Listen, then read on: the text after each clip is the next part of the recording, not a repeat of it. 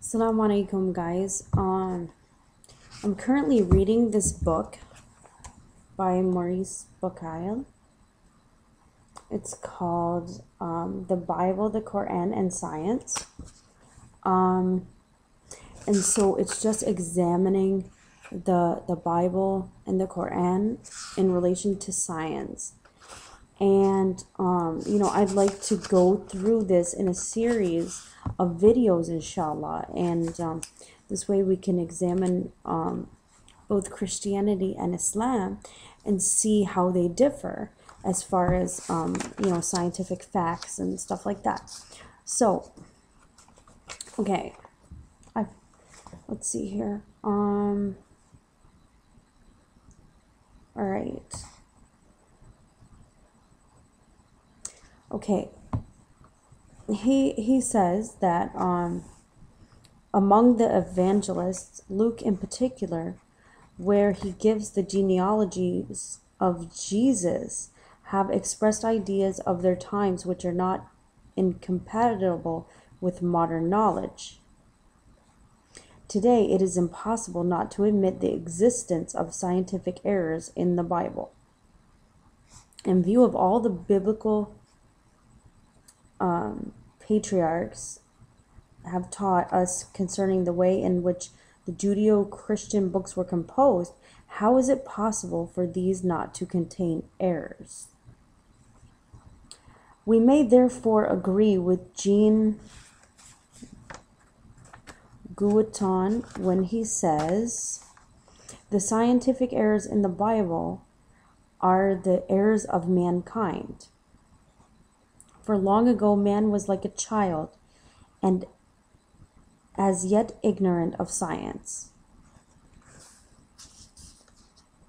Okay, can the same be said about the Muslim imams and sheikhs' affirmations concerning the Quranic Revelation as opposed to the biblical inspiration? And here we see that the Quran, according to Maurice, the Quran has no contradictions and is in fact supportive of all the scientific facts mentioned in the Quran. All right, let's see. The Quranic Revelation took place at roughly the same time as King Dagobert's reign in France, which is 629 to 639 AD. Let's see. So many, in fact, let's see. Furthermore, however, a large number of facts are mentioned in the Quran which were not discovered until modern times. So many, in fact, that on November 9th, 1976, the present author was able to read before the French Academy of Medicine a paper on the physiological and embryological data and constituted a veritable challenge to human explanation. In view of what we know about the history of the various sciences through the ages, modern man's findings concerning the absence of scientific error are therefore in complete agreement with the Muslim scholars' conception of the Quran as a book of revelation. It is a consideration which implies that God could not express an erroneous idea. Okay, and then it says,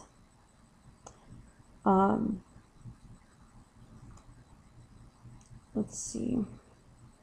As far as the Quran is concerned, scripture and modern knowledge are in harmony, not disagreement, and this agreement may not be explained in human terms.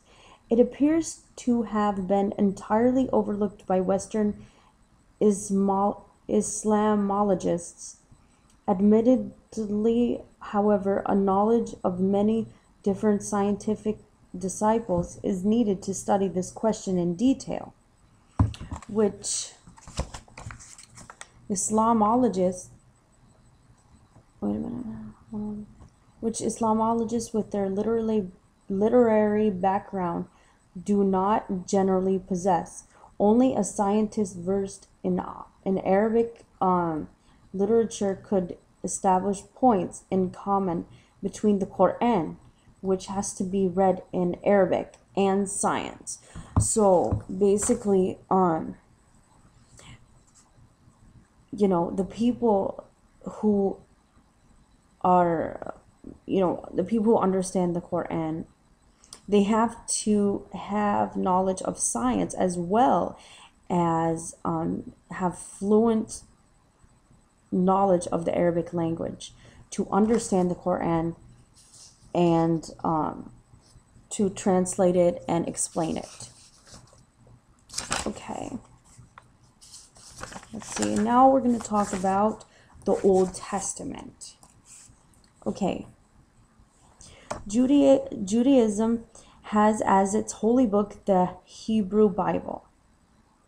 This differs from the Old Testament of the Christians in that the latter have included several books which did not exist in Hebrew.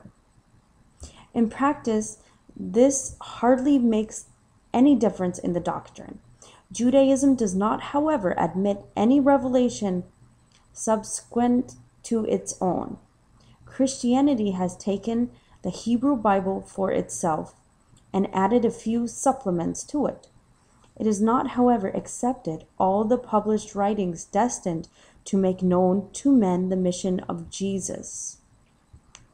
May the peace and blessings of God be upon him. The Church has made incisive cuts in the profusion of books relating the life and teachings of Jesus.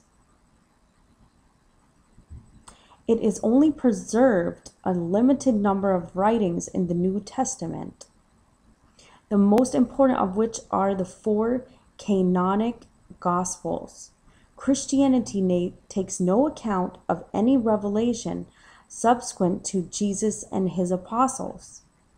It therefore rules out the Quran. The Quranic Revelation appeared 6 centuries after Jesus. It resumes numerous data found in the Hebrew Bible and the Gospels, since it quotes very frequently from the Torah and the Gospel. The Quran directs all Muslims to believe in the scripture that precedes it, which is the Torah and the Gospels. It stresses the important position occupied in the revelation by God's emissaries, such as Noah, Abraham, Moses, the prophets, and Jesus, to whom they all allocate a special position. Peace be upon them all. His birth is described in the Quran and likewise in the Gospels as a supernatural event. Mary is also given a special place and may be seen by the fact that the Surah 19 bears her name.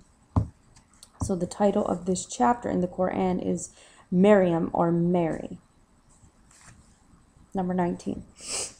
We must note, sorry, I have a little bit of allergies.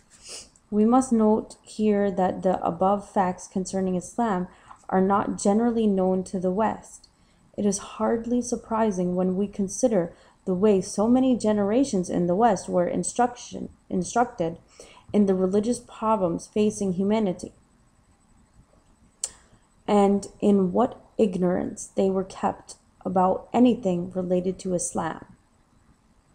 The use of such terms as Muhammadan religion and Muhammadans has been instructed to be used by them.